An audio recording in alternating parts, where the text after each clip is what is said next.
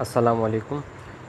आज का जो हमारा टॉपिक है वो हार्ट साउंड्स के हवाले से है कि हार्ट के ऊपर जब हम स्टेथोस्कोप रखते हैं तो हमें डिफरेंट टाइप ऑफ साउंड्स जो है डिफरेंट लोकेशंस के ऊपर सुनाई देता है। तो ये साउंड क्या है, क्यों प्रोड्यूस होते हैं, ठीक है, और किस तरह हम इसको प्रॉपरली आस्कल्टेट कर सकते हैं ओवर द चेस्ट। तो आज के टॉपिक में हम ये सारी बातें डिस्कस करेंगे। ये जो साउंड प्रोड्यूस होते हैं हार्ट में, it is due to the mechanical activity of the heart. जो कार्डियक साइकिल में हमने डिस्कस की कि किस तरह ब्लड जो है वो एक जगह से दूसरी जगह जाती हैं, किस तरह वाल ओपन होते हैं, क्लोज़ होते हैं। तो these are the mechanical activity of the heart, जिसमें उसका जो फिज़िकल स्ट्रक्चर्स है वो इन्वॉल्व होते हैं, कोई फिज़िकल बॉडी उसमें इन्वॉल्व होते हैं, तो उसको हम मैकेनिकल एक्टिविटीज़ कहते हैं। चूँकि ब्लड की मोमेंट या वॉल्स की closure and opening, these are all the type of mechanical activities. So उसकी इनिशिएशन से हमारे पास ये साउंड्स प्रोड्यूस होते हैं। और ये साउंड्स जो है ये हमें डिफरेंट हार्ट डिजीज़ के हवाले से एक डायग्नोस्टिक इंफॉर्मेशन प्रोवाइड करते हैं। इसके थ्रू हम डिफरेंट डिजीज़ को डायग्नोस कर सकते हैं, पर्टिकुलरली वो डिजीज़ हार्ट के जिसमें वेल्व्स जो है वो इन्वॉल्व हो। अब हार्ट साउंड की प्रोडक्शन की 3 बेसिक फिनोमेनाज है, इसकी वजह से हार्ट साउंड प्रोड्यूस होते हैं जो मैकेनिकल फिनोमेनाज हैं।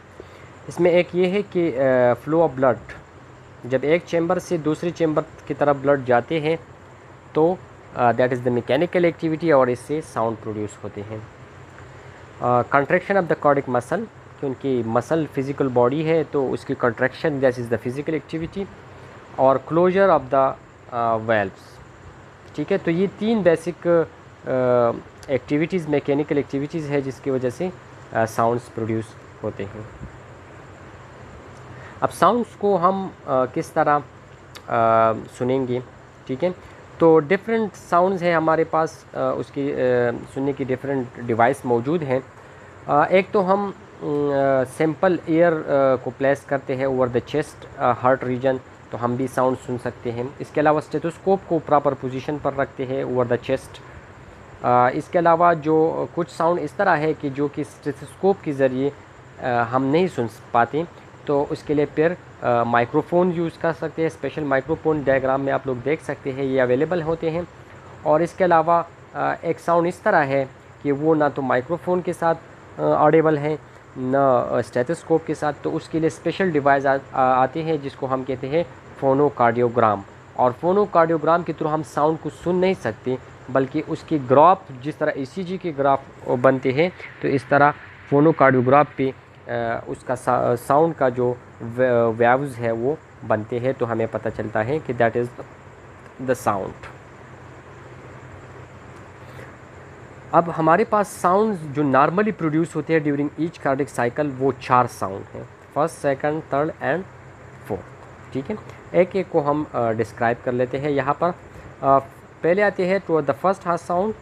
तो फर्स्ट हार्ट साउंड कब प्रोड्यूस होता है? ड्यूरिंग द आइसोमेट्रिक कंट्रैक्शन, ठीक है। जो एट्रियल इवेंट्स हैं उसमें जो आइसोमेट्रिक कंट्रैक्शन होते हैं, and the earlier period of the ejection period, ठीक है। अब ये क्यों प्रोड्यूस होता है? Due to the closure of the AV valve. दोनों एवी वाल जो हैं ट्राइकस्पिड और बाइकस्पिड, दोनों साइमल्टेनियसली क्लोज होते हैं सडनली, जैसे ही ब्लड एट्रिया से वेंट्रिकल की तरफ आते हैं, ठीक है। तो ये जब ब्लड आ जाते हैं from the atria to the ventricle, तो ये वाल सडनली एंड साइमल्टेनियसली, यानी दोनों एक ही साथ क्लोज हो जाते हैं। तो उसकी क्लोजर की वजह से जो साउंड प्रोड्यूस होते हैं, that is called first heart sound. This is long, soft and low pitch sound, ठीक है। ये इसकी कैरेक्टरिस्टिक्स है, और it is resemble as a lub. अगर आप स्टेथोस्कोप इसके ऊपर रखेंगे तो आपको सिंपली ये इस तरह सुनाई देगा, एज अ लुब, ठीक है। अगर ईसीजी के ऊपर हम देख ले तो फर्स्ट हार्ट साउंड जो ईसीजी का आर वेव है इसके साथ कोइंसाइड करते हैं। यहाँ पर आप लोग डायग्राम में देख सकते हैं, ठीक है। ये है हमारे पास पी वेव, ये है क्यू, ये है आर जो बड़ा है, और ये जो नीचे की तरफ है दैट इज़ एस, और ये वाला है टी। तो जो आर वेव है जो सबसे बड़ा वेव है इसके साथ फर्स्ट हार्ट साउंड जो है कोइंसाइड करते हैं। इसकी ड्यूरेशन जो है वो 0.1 to 0.17 सेकंड है, ठीक है। और फ्रीक्वेंसी है 25 to 45 हर्ट्ज़, यानी एक ही सेकंड में जो vibration of the valves closure होंगी तो दैट इज़ 25 to 45। अब इसको हम किस तरह सुनेंगे? तो अगर हम जो कॉस्टल कार्टिलेज है, कॉस्टल कार्टिलेज किसे कहते हैं? जो एक रिब और दूसरी रिब के दरमियान जो स्पेस होते हैं, ठीक है, उसी स्पेस के अंदर हमारे पास मसल होते हैं, इंटरकॉस्टल मसल, या इसको हम इंटरकॉस्टल कार्टिलेज क्योंकि उसके टिप पे कार्टिलेज होता है, या इसको हम इंटरकॉस्टल स्पेस भी कहते हैं। तो अगर हम इसके ऊपर फोर्थ अगर हम काउंट करें राइट साइड पे, ठीक है, तो फोर्थ नंबर पे हमारे पास जो स्पेस आता है near the sternum right side पे, उसके ऊपर अगर हम स्टेथोस्कोप रखेंगे तो हमें फर्स्ट हार्ट साउंड जो है वो सुनाई देगा। ये पोजीशन है हमारे पास ट्राइकस्पिड वेल्व की, ठीक है, तो उसकी क्लोजर की आवाज़ हमें सुनाई देगी। लेकिन अगर हम चाहते हैं कि जो बाइकस्पिड वाल है उसकी क्लोजर की आवाज़ सुने तो हमें fifth intercostal space near the sternum at left side हमें जो है स्टेथोस्कोप रखना होगा। अगर हम इसको फोनोकार्डियोग्राम की थ्रू देखना चाहते हैं तो वहाँ पर जो फर्स्ट हार्ट साउंड है इसकी नंबर ऑफ वाइब्रेशन होगी 9 to 13। यहाँ पर डायग्राम शायद दें, ये है, यहाँ पर आप देख सकते हैं जो फर्स्ट हार्ट साउंड है यहाँ से स्टार्ट होकर यहाँ तक है। तो इसकी जो नंबर ऑफ वेव्स है अगर आप इसको फाइंड आउट करना चाहे कैलकुलेट कर ले तो that is will be 9 to 13, ठीक है। और इसकी पोजीशन भी दिया गया है, that is the fourth intercostal cartilage, ठीक है, ये वाला, this is fourth intercostal cartilage, ठीक है, और this is the fifth intercostal cartilage. तो इस दोनों पोजीशन पे आप जो है फर्स्ट साउंड को सुन सकते हैं। सेकंड हार्ट साउंड जो है ये प्रोटो डायस्टोल पीरियड जो होता है, जो वेंट्रिकुलर डायस्टोल का पहला स्टेप है डायस्टोल से पहले, तो उसकी एंड पॉइंट पे, जिस पॉइंट पे वो ख़त्म होते हैं और डायस्टोल एक्चुअल डायस्टोल स्टार्ट होते हैं, तो उस पॉइंट पे हम उस पॉइंट के दौरान ये प्रोड्यूस होता है। और ये क्यों? Due to the closure of the semilunar valve, जो एओर्टिक और पल्मोनरी वाल है विच वी कॉल्ड सिमिल्यूनर वाल, तो जब वो सडनली एंड साइमल्टेनियसली क्लोज होता है, क्योंकि जब हमारे पास वेंट्रिकुलर सिस्टोल होते हैं, जो इजेक्शन पीरियड होते हैं, ठीक है, वो कंप्लीट हो जाते हैं तो फिर प्रोटोडायस्टोल जो है आगे स्टार्ट होते हैं। तो प्रोटोडायस्टोल की एंड पे ये दोनों वेल्व जो है पल्मोनरी एंड एओर्टिक वेल्व, ये रैपिडली एंड साइमल्टेनियसली यानी एक साथ जो है क्लोज हो जाते हैं। तो उसके क्लोजर से जो आवाज़ बनती है that is called second heart sound, that is short but sharp and high pitch, ठीक है। इट रिजेंबल एज अ डुब, ठीक है, जो पहला साउंड था वो लुप था और दिस इज़ द डुब। और ये ईसीजी पर हमारे पास जो टी वेव है, ठीक है, ये टी वेव है, टी वेव से कोइंसाइड करता है, जहाँ से टी वेव जो है स्टार्ट होते हैं। ड्यूरेशन इसकी 0.1 to 0.14 सेकंड है। फ्रीक्वेंसी चूँकि इसकी जो हाई पिच है तो इसकी फ्रीक्वेंसी उससे ज़्यादा है, 50 हर्ट्ज़ है। फोनोकार्डियोग्राम पे जो उसका वेव्स है वो कम होंगी, 4 to 6 होंगी। और इसको सुनने के लिए आप जो सेकंड इंटरकॉस्टल स्पेस है नियर द स्टर्नम, आप वहाँ पर रखेंगे। लेफ़्ट साइड पे आप भी सुन सकते हैं, राइट साइड पे। लेफ़्ट साइड पे आप एओर्टिक वाल्व सुनेंगे और राइट साइड पे आप यहाँ पर आप जो है एओर्टिक पल्मोनरी सुनेंगे, और यहाँ पर एओर्टिक वाल्व की जो आवाज़ है, साउंड है, वो सुनेंगे, लेकिन नियर द स्टर्नम। यहाँ पर आप लोग देख सकते हैं जो S2 है यहाँ से लेकर यहाँ तक है, तो इसमें नंबर ऑफ़ वेव्स भी कम है, और इसकी सुनने की जो पोजीशन है वो ये दो है। अगर आप राइट साइड पे देखना चाहते हैं, ठीक है, so this is will be the aortic valve. अगर आप लेफ़्ट साइड पे देखना चाहते हैं तो this is the pulmonary valve. Third heart sound की तरफ आते हैं, तो ये उसी दौरान प्रोड्यूस होता है जब रशिंग ऑफ ब्लड होते हैं, ठीक है, जो हमने ऑलरेडी डिस्कस किया फ्रॉम द एट्रिया, जो ब्लड रैपिडली आते हैं टुवर्ड द वेंट्रिकल, जो 70% ऑफ ब्लड हमने पढ़े थे, उसी दौरान ये प्रोड्यूस होते हैं। इसको हम वेंट्रिकुलर गैलप या प्रोटोडायस्टोलिक गैलप पे कहते हैं। ये प्रोटोडायस्टोल के दौरान भी होते हैं, क्योंकि एट्रिया में तो रशिंग होती है, लेकिन वेंट्रिकल में प्रोटोडायस्टोल पीरियड होते हैं, तो इसीलिए हम इसको प्रोटोडायस्टोलिक गैलप कहते हैं। यूजुअली ये साउंड जो है स्टेथोस्कोप के साथ हम नहीं सुन सकते, ठीक है, स्टेथोस्कोप के साथ हम ये नहीं सुन सकते, ये हम माइक्रोफोन के साथ जो है वो सुनेंगे, because it is very low pitch and that is short and low pitch. Duration भी इसका कम है उन दोनों से, 0.07 to 0.1, ठीक है, फ्रीक्वेंसी भी कम है, 1 to 6 हर्ट्ज़ है। और ECG पर आप लोग देख सकते हैं at coincide at the TP, between the T and P, ठीक है, यहाँ पर ये T वेव है, तो ये T वेव आगे जाकर न्यू ECG का जो वेव, न्यू साइकिल का जो P वेव बनते हैं, तो उसी दोनों के दरमियान जो है ये कोइंसाइड करेगा, जो आप लोगों के नज़र आते हैं S3।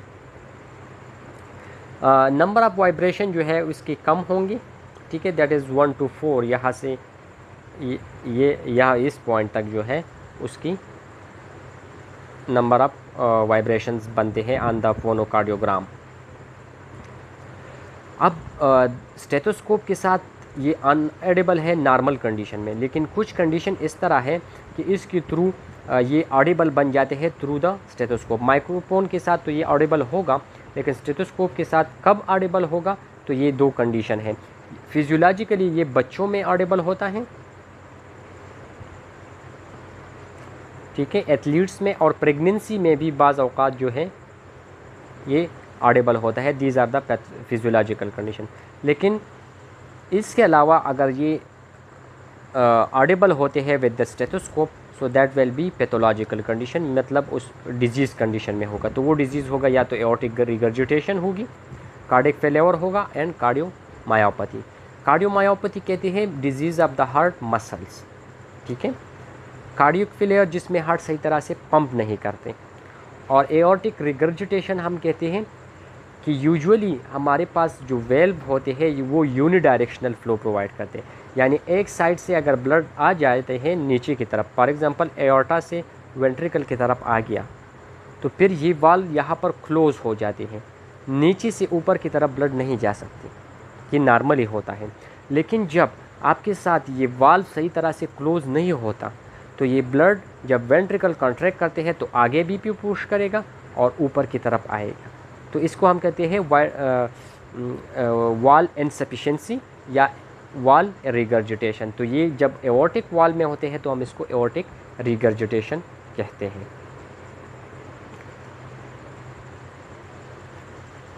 जब हम थर्ड हार्ट साउंड को स्टेथोस्कोप के ज़रिए सुनते हैं तो हम इसको ट्रिपल हार्ट साउंड कहते हैं, और ये हमें किस तरह सुनाई देगा, लुब डुब टा, इस तरह हमें ये दिखाई। ये लुब हमें फर्स्ट हार्ट साउंड दिखाई देगा, ये सेकंड, और ये टा जो है ये थर्ड हार्ट साउंड। स्टेथोस्कोप के ज़रिए हम ये तीनों साउंड सुनेंगे। और ये कहाँ पर हम स्टेथोस्कोप पर रखेंगे, at the apex beat area. Apex beat area कौन सा है, जो फोर्थ इंटरकॉस्टल स्पेस है लेफ़्ट साइड पे, इसको हम कहते हैं एपेक्स बीट एरिया। जिस तरह हम या जो फिफ्थ इंटरकॉस्टल स्पेस है मिड क्लेविकुलर लाइन पे, MCL। मिड क्लेविकुलर लाइन का मतलब ये है कि जो क्लेविकल है इसके मिड पॉइंट से अगर आप एक लाइन ड्रा करें फिफ्थ इंटरकॉस्टल स्पेस तक, तो उसी पॉइंट पे आप जब इस स्टेथोस्कोप को रखेंगे पैथोलॉजिकल कंडीशन में या फिजियोलॉजिकल कंडीशन में, children and athletes and pregnancy में, तो आपको फिफ्थ हार्ट साउंड जो है सुनाई देगा। लेकिन इसके लिए जो पोजीशन होगा that will be left lateral decubitus position, जो आप लोगों को डायग्राम में नज़र आते हैं, that is called left lateral decubitus position. ये वो पोजीशन है जिसमें हार्ट सर्जरी, लंग सर्जरी होता है, ठीक है। अब fourth heart sound that is inaudible, ये स्टेथोस्कोप के साथ भी हम नहीं सुन सकते, माइक्रोफोन के साथ भी हम नहीं सुन सकते। Only with the help of phone cardiogram हम इसको डिटेक्ट कर सकते हैं इन अ फॉर्म ऑफ वेव्स। ये ड्यूरिंग एट्रियल सिस्टोल प्रोड्यूस होता है, जो एट्रियल किक होता है, इसको हम एट्रियल गैलप भी कहते हैं। और ये क्यों प्रोड्यूस होता है? Due to the contraction of the atrial muscles, क्योंकि एट्रियल सिस्टोल के दौरान वो सिर्फ कंट्रैक्ट होते हैं। जो 10% ऑफ द ब्लड हमने पढ़े थे, जो बाकी रहते हैं वो जब पुश होते हैं due to the contraction of atrial muscle, तो ये साउंड हमारे पास प्रोड्यूस होगा। क्योंकि वो स्ट्रॉन्ग कंट्रैक्शन नहीं होता, तो इसलिए ये साउंड जो है ये स्टेथोस्कोप और माइक्रोफोन के साथ ऑडिबल नहीं है। That is very short and low pitched, ठीक है। ड्यूरेशन भी बहुत ज़्यादा कम है और फ्रीक्वेंसी भी बहुत कम है, ठीक है। ये PQ सेगमेंट के साथ कॉन्साइड करते हैं। This is the PQ segment, जो P वेव के एंड से स्टार्ट होकर Q वेव के स्टार्ट तक, यहाँ से लेकर यहाँ तक, इसमें ये कॉन्साइड करेगा। और फोन कार्डियोग्राम पर इसका जो वाइब्रेशन है वो बहुत कम है, 1 to 2। ये कब ऑडिबल होगा? With stethoscope. ऑडिबल का हमारा मतलब होता है कि स्टेथोस्कोप के साथ ये कब सुनाई देगा, ठीक है। तो जब हमारे पास वेंट्रिकल स्टिफ हो जाते हैं, उसी कंडीशन में ये सुनाई देगा। अब वेंट्रिकुलर स्टिफनेस क्यों होती है? Due to the ventricular hypertrophy. Hypertrophy कहते हैं कि जब हमारे पास जो एक टिश्यू में नंबर ऑफ सेल जो है वो सेम हो, लेकिन उसका साइज़ बढ़ जाते हैं। फॉर एग्ज़ाम्पल, ये हमारे पास नॉर्मल जो वेंट्रिकल है उसकी थिकनेस है वॉल के, ठीक है, इस तरह है। हाइपरट्रॉपिक कंडीशन में क्या होगा कि इनर सरफेस जो है ये कम हो जाएंगी और जो वॉल का एरिया है वो बढ़ जाएंगी, क्योंकि ये जो एरिया है इसमें नंबर ऑफ, इसमें जो सेल्स मौजूद है, मायोसाइट मौजूद है, उसका साइज़ एनलार्ज हो जाएगा। तो वो जो इसका इनर चैम्बर जिसमें ब्लड होता है वो एरिया कम हो जाएगा। तो इसको हम कहते हैं वेंट्रिकुलर हाइपरट्रॉपी। लॉन्ग स्टैंडिंग हाइपरटेंशन, क्योंकि लॉन्ग स्टैंडिंग हाइपरटेंशन यानी परसिस्टेंट हाइपरटेंशन, बहुत ज़्यादा टाइम के तक 10 साल, 15 साल, 20 साल अगर परसिस्टेंट हाइपरटेंशन हो, हाई ब्लड प्रेशर हो, तो उस कंडीशन में भी जो हाइपरट्रॉपी है वो डेवलप होते हैं, ठीक है। क्योंकि हाइपरटेंशन क्या है? रेजिस्टेंस इन द वेसल है। अगर एओर्टा में रेजिस्टेंस बढ़ जाती है तो हार्ट को ज़्यादा फोर्स लगानी पड़ती है उस रेजिस्टेंस को ओवरकम करने के लिए। तो ज़्यादा रेजिस्टेंस, ज़्यादा फोर्स लगाने की वजह से वो हाइपरट्रॉपी होता है। जिस तरह आप लोग जो बॉडी बिल्डिंग करते हैं जिम में, तो आप लोग क्या करते हैं? ज़्यादा फोर्स लगाते हैं ओवर ट्राइसेप एंड बाइसेप, जिसकी वजह से वो हाइपरट्रॉपिड हो जाते हैं, ठीक है, साइज़ बढ़ जाते हैं। इसी तरह हार्ट की मसल भी फोर्सफुली जब कॉन्ट्रैक्ट होते हैं against the high resistance in the aorta, like systemic hypertension में जिस तरह होता है, तो ये भी बढ़ जाते हैं। और तीसरा है एओर्टिक स्टेनोसिस। अब पहले हमने रिगर्जिटेशन के बारे में पढ़ा, अब स्टेनोसिस ये है कि नॉर्मली जो हमारे पास वेसल होते हैं, ये जब ओपन होते हैं तो ब्लड इसके थ्रू पास आउट होते हैं, लेकिन और फिर जब ब्लड पास आउट होते हैं तो ये वाल्व वापस बंद हो जाते हैं। लेकिन कुछ कंडीशन इस तरह है कि उसमें वाल्व बिल्कुल ओपन ही नहीं होता, या ओपन होता है पार्शियली, जिसके थ्रू सही तरह से ब्लड पास आउट नहीं होता, तो हार्ट या वेंट्रिकल्स को ज़्यादा फोर्स लगानी पड़ती है, ठीक है, ताकि ब्लड को पुश करे। तो इस कंडीशन को कहते हैं स्टेनोसिस, जिसमें वेल्व जो है वो सही तरह से ओपन नहीं होता। जब क्लोज नहीं होता तो रिगर्जिटेशन, जब ओपन ही नहीं होता तो दैट इज़ स्टेनोसिस। तो ये 3 कंडीशन है, इसमें हार्ट ज़्यादा फोर्स लगाते हैं, ठीक है, इसको ओवरकम करने के लिए, जिसकी वजह से फोर्थ हार्ट साउंड फिर सुनाई देता है। ठीक है, जब फोर्थ हार्ट साउंड हम सुनेंगे तो हम इसको बी ट्रिपल हार्ट साउंड कहेंगे। ये आगे हम डिस्कस कर लेते हैं कि ये क्या चीज़ है। ये हम किस तरह फिर स्टेथोस्कोप के थ्रू कहाँ पर ये सुनाई देगा, तो it will also be appear at the apex, यानी fifth intercostal cartilage at the left side and mid clavicular line. अच्छा, यहाँ पर मेंशन है कि जब हम स्टेथोस्कोप रखते हैं जब different region of the chest या हार्ट, अगर हमें 2 सुनाई देता है तो दिस इज़ नॉर्मल। अगर हमें 3 साउंड सुनाई देता है, फर्स्ट सेकंड तो होगा, लेकिन या थर्ड या फोर्थ भी है, दोनों में से एक है, तो that is called triple heart sound या गैलप साउंड। ठीक है, first plus second plus third और फोर्थ, इन दोनों में से एक, so that is the triple heart sound, या हम इसको गैलप साउंड कहते हैं। लेकिन अगर हमारे पास फर्स्ट भी है, सेकंड भी है, थर्ड भी है और फोर्थ भी है, तो इसको हम क्वाड्रेपल साउंड कहते हैं। ठीक है, क्वाड्रेपल गैलप या क्वाड्रेपल रिदम या क्वाड्रेपल साउंड, अगर हमें 4 सुनाई देता है। अगर हमें 3 है तो दैट इज ट्रिपल या Gallup rhythm. Cardiac murmur, cardiac murmur this is an abnormal condition या एबनॉर्मल और अनयूजुअल साउंड। ठीक है, it is also called abnormal heart sound या कार्डिक ब्रूट इसको भी कहते हैं, या कार्डिक मर्मर हम इसको भी कहते हैं। स्टेथोस्कोप के ऊपर कार्डिक मर्मर सुनाई देगा। नॉर्मल हार्ट साउंड भी प्रेजेंट होगा, यानी S1 एंड S2 भी होगा, और इसके साथ अगर नया साउंड है, न 3 है न 4 है, लेकिन नया साउंड है, so that will be known as cardiac murmur. बाज़ औक़ात ये हमें सिंपल पल्पेशन के थ्रू सुनाई भी देता है। अगर हम हाथ को चेस्ट की लेफ़्ट साइड पे रख लें तो हमें थ्रिलिंग नज़र आती है, that is also indicate the cardiac murmur. और कुछ पेशेंट में तो हमें दिखाई भी देता है या सुनाई भी देता है, अगर हम दूर से उसको सही तरह से सुनने की कोशिश करें तो हमें ये सुनाई देता है। So that indicate directly a disease.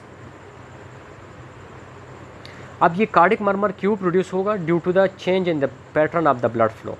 Normally जो हमारे साथ ब्लड फ्लो होते हैं वो स्ट्रीमलाइन होते हैं, बिल्कुल स्ट्रेट होते हैं, लेकिन जब ये स्ट्रीमलाइन से टर्बुलेंट हो जाते हैं, so that will produce the murmur sound. ठीक है, और ये क्यों होता है? Due to the valvular disease. Valves में डिजीज़ होते हैं, एनी ऑफ द वेल, या तो डिजीज़ आप कौन से होंगी, या तो स्टेनोसिस होगा, जिस तरह मैंने बता दिया आप लोगों को कि वाल्व सही तरह से ओपन ही नहीं होगा। ठीक है, या रिगर्जिटेशन होगी, वाल्व सही तरह से क्लोज नहीं होगा, तो इससे जो फ्लो ऑफ ब्लड है that will become turbulent from the stream line. So this is the heart sound. ठीक है, बहुत इजी टॉपिक है, आप लोग याद रखिए उसकी फ्रीक्वेंसी, टाइम और ECG पर इसका जो कॉन्साइडेंट है कि ECG के थ्रू हम किस तरह मालूम करेंगे, और दूसरा ये कि ये कब प्रोड्यूस होता है और क्यों प्रोड्यूस होता है। ठीक है, इसके अलावा कौन सी ऑडिबल है, कौन सी नॉन ऑडिबल है, और कब ऑडिबल होगी जो नॉन ऑडिबल है। ठीक है, अगर कोई क्वेश्चन हो इसमें तो फिर मुझसे पूछ ले। Thank you very much.